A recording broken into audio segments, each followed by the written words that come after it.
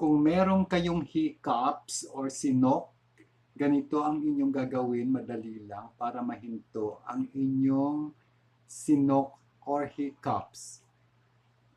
Magpipress kayo dito sa Magical V, ito, pindutin nyo ito ng steady pressure, 1, 2, 3, 4, 5, 6, 7, 8, 9, 10, release, press ulit, ikot, 1, 2, 3, 4, 5, 6, 7, 8, 9, 10, balik, 1, 2, 3, 4, 5, 6, 7, 8, 9, 10.